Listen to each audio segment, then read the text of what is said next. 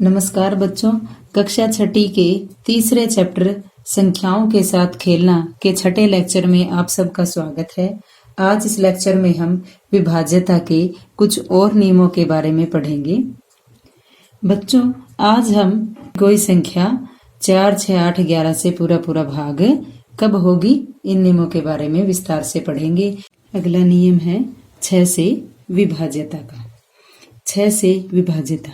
बच्चों, क्या आप कोई ऐसी संख्या बता सकते हैं जो 2 और 3 दोनों से ही भाग होती हो? तो ऐसी संख्या कौन सी हो सकती है? 12, 18, खुद 6 भी और 24 भी। अब ये क्या है? 6 2 और 3 दोनों से भाग होता है, 12 भी 2 और 3 दोनों से भाग होता है, 18 भी 24 भी। इसी तरह अगर 72 भी क्या होगा?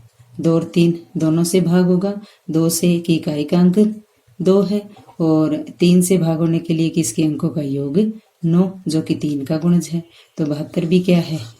2 और 3 दोनों से ही भाग होता है।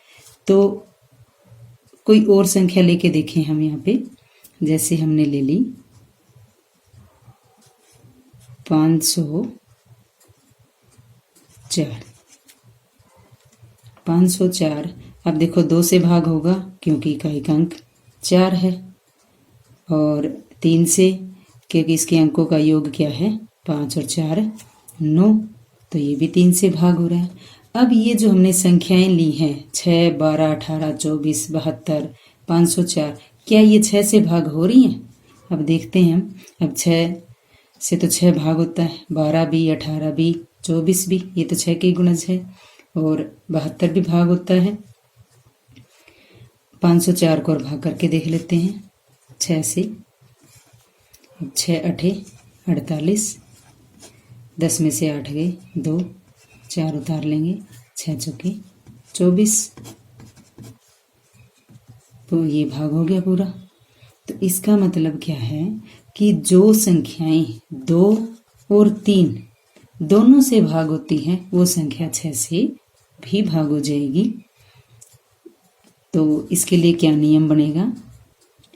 यदि कोई संख्या 2 तथा 3 दोनों से भाग होती है, यानी 2 और 3 दोनों से ही भाग होने चाहिए, ये नहीं कि वो 2 से भाग होती है और 3 से भाग नहीं होती, या 3 से भाग होती है वह संख्या 2 से भाग नहीं होती। तो ऐसी स्थिति में वह 6 से भाग नहीं होगा। सिर्फ एक स्थिति कि 2 और 3 दोनों से वो संख्या भाग होनी चाहिए, तभी वह संख्या 6 से भी पूरी भाग हो जाएगी। जैसे 204, अब ये 2 से भी भाग होती है, इकाई का अंक 4 है। 1416, ये भी 2 से भाग हो जाएगी और 3 से भी, क्योंकि इसके अंकों का योग 12 है। 204 में अंकों का योग 6 है, ये 3 के ही गुणज है। 600, 3252। इस प्रकार ये संख्या क्या है? 6 से पूरी भाग हो जाएगी। आइए अगला नियम पढ़ते हैं। आगे है 4 से विभाज्यता, यानी 4 से कोई संख्या कब भाग होगी। इसके लिए हम कुछ एक संख्या ले लेते हैं। जैसे 212, 304, ये 1416। अब इनको पहले हम 4 से भाग करके देखते हैं कि 4 से भाग होती हैं। 4 से भाग करें तो 4 चौके 16, 4 पंजे 20, 1 बच गया, 2 उतार लेंगे, 4 दूनी या 4 तिये 12, 4 से भाग होगी। अभी 304, इसको भी 4 से भाग करके देखते हैं। 4 सत्ते 28, 10 में से 8 गए 2, 2 में से 2 गए 0, 4 उतारेंगे, 4 छक्के 24, ये भी पूरी भाग होगी। अगली संख्या देखते हैं, क्या ये 4 से भाग होती है? तो 4 तिये 12, अब 4 में से 2 गए 2, 1 उतार लेंगे, 4 पंजे 20, 1 बच गया, 6 उतारेंगे, 4 चौके 16। ये सभी जो हमने 3 संख्याएं ली थी, ये सारी की सारी क्या 4 से भाग हो गई है। अब एक अन्य संख्या देख लेते हैं, जैसे 302। क्या ये 4 से भाग होती है? 4 सत्ते 28, 10 में से 8 गए 2, 2 उतार लेंगे। अब 4 पंजे 20, 2 शेष बच गया, यानी ये 302 जो संख्या है 4 से भाग नहीं हुई। तो हम यहाँ क्या देखते हैं कि जो जो हमने संख्या ली है, जैसे 212, 304, 1416, 302, ये हमने कुछ संख्या ली है और इनमें इकाई तथा दहाई से जो संख्या बनी है, क्या बनी है?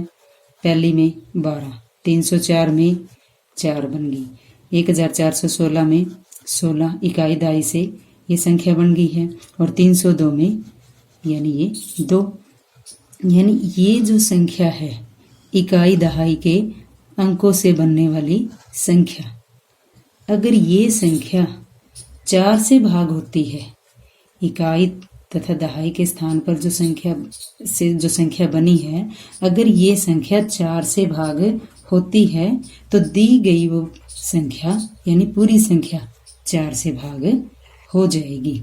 अब यहाँ ये जो 2 है 4 से भाग नहीं होता, इसीलिए 302 भी 4 से भाग नहीं हुई। बाकी 12, 4, 16 ये तीनों ही 4 से भाग होते हैं, इसलिए ये तीनों ही संख्याएं 4 से पूरी भाग हो गई। आइए अब इसका नियम लिख लेते हैं।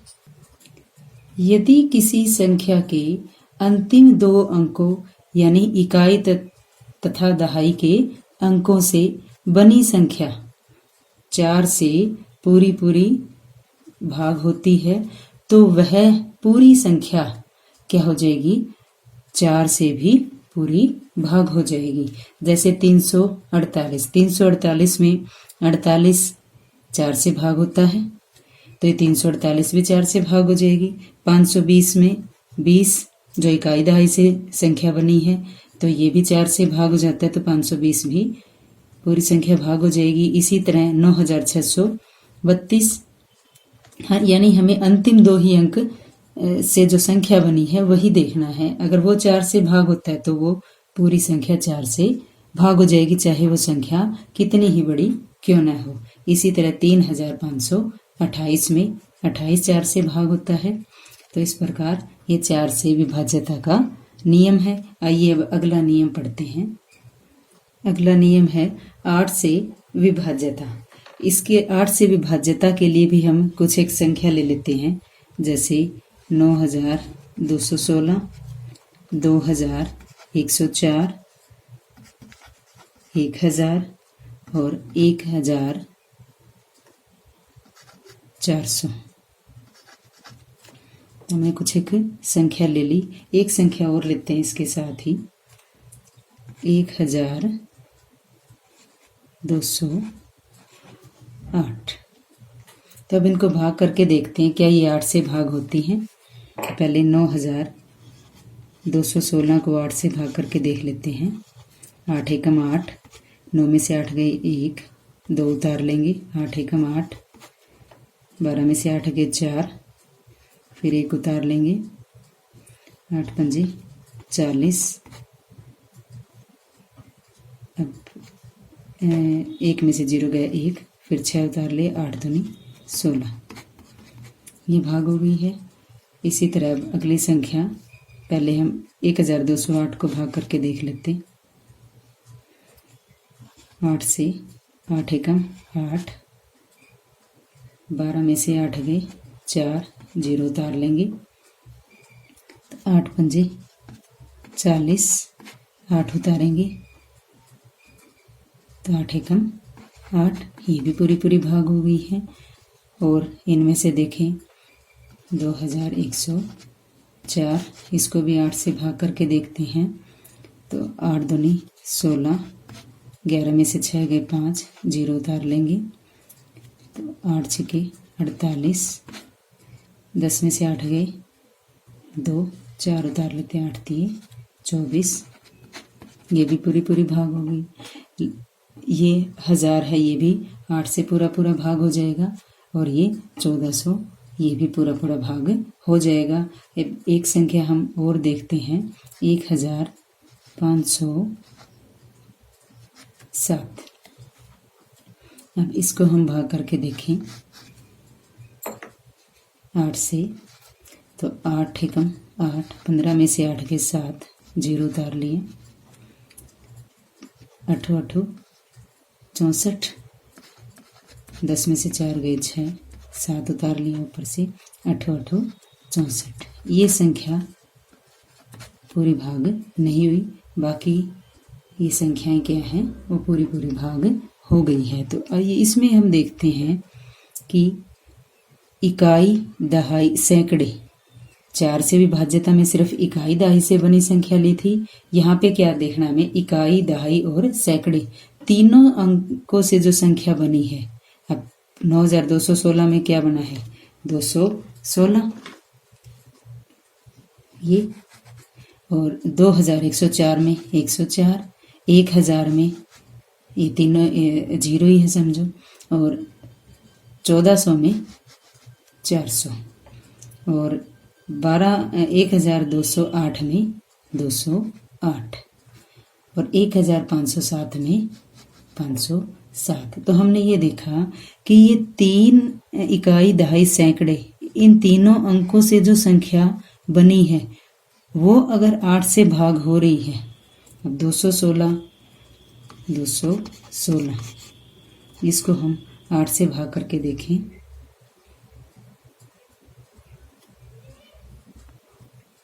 8 दूनी 16, 11 में से 6 गए 5, 6 उतार ले, 8 7 56, ये पूरी भाग हो रही है। इसी तरह 1208 में 208 को 8 से भाग करके देखते हैं, 8 दूनी 16, 10 में से 6 गए 4, 8 उतार लिया, 8 छके 48, ये भी पूरी पूरी भाग हो रही। अब 507 को भाग करके देखते हैं, 8 से, 8 छके 48, 10 में से 8 गए 2, 7 उतार लिया, 8 दिए 24। अब यहाँ 3 शेष बच गए। अब हम ये देखें कि जो इकाई, दहाई, सैकड़े से ये जो संख्या बनी है, सभी में ये क्या हो रही है, भाग हो रही है। सिर्फ 1507 में जो ये इकाई, दहाई, सैकड़े से जो संख्या बनी है वो भाग नहीं हो रही, और वो पूरी संख्या भी 1507 भी क्या 8 से भाग नहीं हो रही है। बाकी सारी संख्याएं 9216, 2104, 1400, 1208, ये सारी क्या है 8 से भाग हो रही है। तो हम यहाँ क्या देखते हैं कि इकाई, दहाई, सैकड़े, इन तीनों से यानी अंतिम तीनों अंकों से जो संख्या बनी है वो अगर 8 से भाग होती है तो पूरी संख्या 8 से भाग हो जाएगी, पूरी संख्या 8 से भाग हो जाएगी। यानी हमें यहाँ सिर्फ अंतिम 3 अंक देखने हैं। तो आइए इसका नियम भी लिख लेते हैं। 4 या उससे अधिक अंकों की किसी संख्या के अंतिम 3 अंकों, इकाई, दहाई और सैकड़े से बनी संख्या 8 से भाग होती है तो वह पूरी संख्या 8 से भाग हो जाएगी।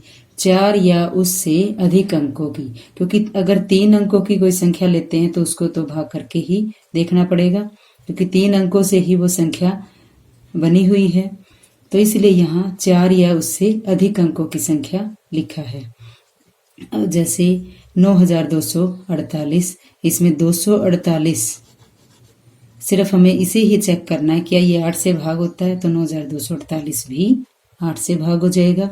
7064, इसमें अंतिम 3 अंक 064 यानी ये आ गया 64। 15032, इसमें भी अंतिम 3 अंक से संख्या बनी है, अगर यानी 032, अगर ये संख्या 8 से भाग होती है तो 15032 भी 8 से भाग हो जाएगी। आइए अब अगला नियम पढ़ते हैं। 11 से विभाज्यता, अगला नियम है 11 से विभाज्यता का। इसके लिए हम कुछ एक संख्या ले लेते हैं, जैसे 1331। एक ले ली हमने 308, एक ले लेते हैं 5621। अब यहाँ भी हम अंकों का योग करके देखेंगे, लेकिन कुछ दूसरे तरीके से। पहले हम यहाँ पे दाईं तरफ से विषम स्थानों पर, दाईं तरफ से विषम स्थानों पर, दाईं तरफ यानी राइट साइड से, यहाँ से हम विषम स्थानों पे जो जो अंक है उनका योग करेंगे। विषम स्थानों के अंकों का योग। अब विषम स्थान पर कौन सा है? 1 और ये 3।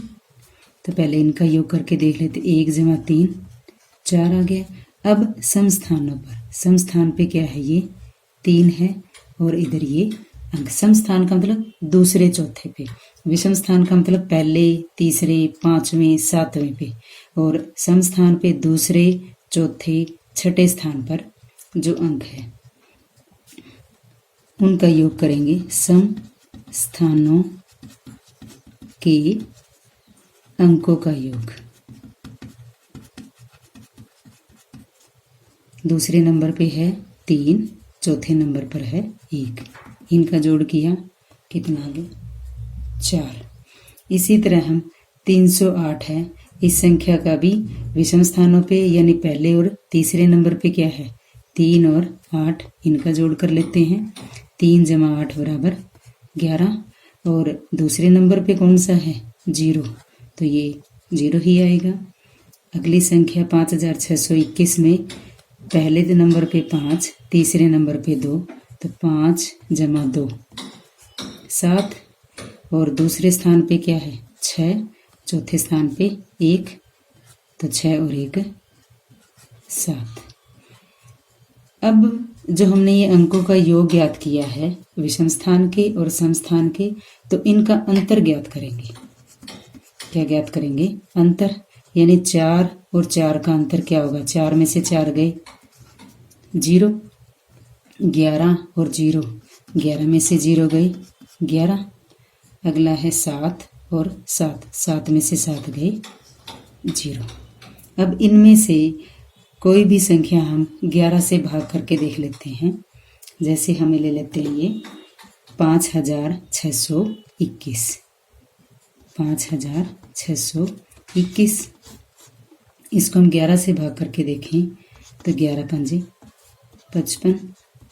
6 में से 5 गए 1, 2 उतार लिया, 11 × 1 = 11।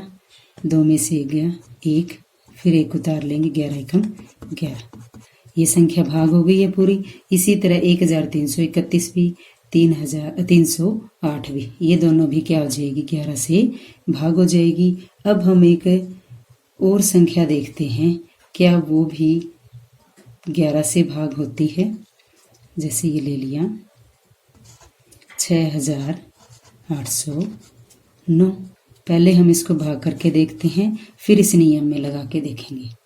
तो 11 से भाग करते हैं। 11 × 5 = 55। 10 में से 5 गए 5, 8 उतार लिया, 11 × 5 = 55। 8 में से 5 गए 3, अब 0 उतार लेंगे, 11 × 2 = 22। 10 में से 2 गए 8, 9 उतार लेते हैं, 11 × 8 = 88। 9 में से 8 गए 1। अब यहाँ ये पूरा भाग नहीं हुआ। अब क्या इस नियम में लगता है? जैसे ऊपर जो आंसर आया है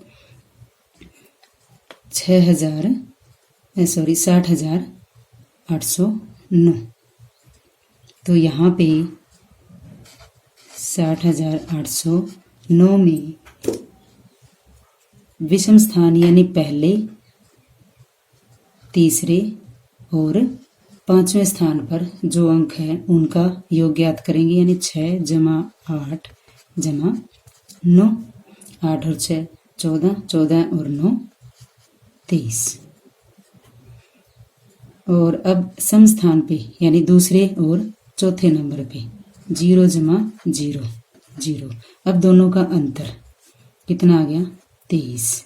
जो ये अंतर है यहाँ देखें, जो अंतर आया है या तो वो 0 है या फिर 11 का गुणज है, या तो 0 है या 11 का गुणज है। और ये संख्याएं 11 से भाग होती हैं, लेकिन यहाँ पे जो 23 आया है ये 11 का गुणज नहीं है, तो ये संख्या 60,809 11 से भाग नहीं होती है।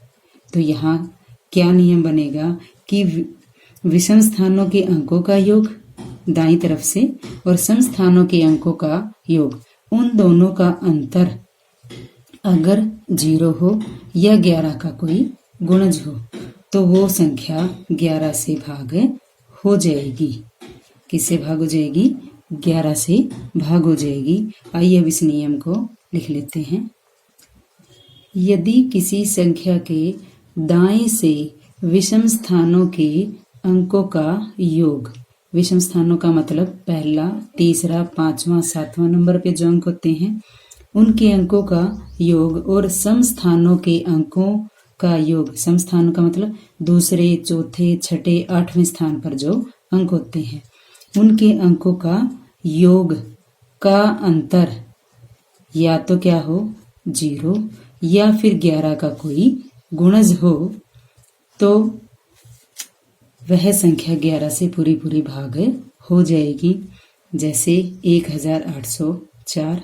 अब इसमें हम विषम यानी पहला और तीसरे स्थान पर जो अंक है उनका योग ले लेते हैं, वो आ गया 1। सम स्थान पर यानी दूसरे और चौथे नंबर पे है 8 और 4 12। तो इनका अंतर, ये जरूरी नहीं है कि पहले हमने विषम स्थानों के अंकों को जोड़ा है तो वही ज्यादा होना चाहिए, ये कोई जरूरी नहीं है। दोनों में से कोई भी ज्यादा, हमें इनका सिर्फ अंतर लेना है। जो भी ज्यादा है उसी में से पहला ज्यादा है तो दूसरा घटा देंगे। तो यहाँ पे विषम स्थानों पे जो अंक है पहले तीसरे पे वो 1 आया है, उनके अंकों का योग, और जो दूसरे चौथे स्थान पे जो अंक है उनका योग आया है 12। तो यहाँ 12 में से 1 घटा के देखेंगे तो कितना आ जाएगा 11। 12 माइनस 1 11। 11 क्या है? 11 का एक गुणज है, तो इसलिए ये संख्या 11 से भाग हो जाएगी। इसी तरह 61,809 को भी भाग कर ये नियम लगा के देखते हैं। 61,809 तो पहला, तीसरा और पांचवें स्थान पे जो अंक है ये है 6, 8 और 9। इनको जोड़ेंगे तो 8 और 6 14 और 9 23 आ गए।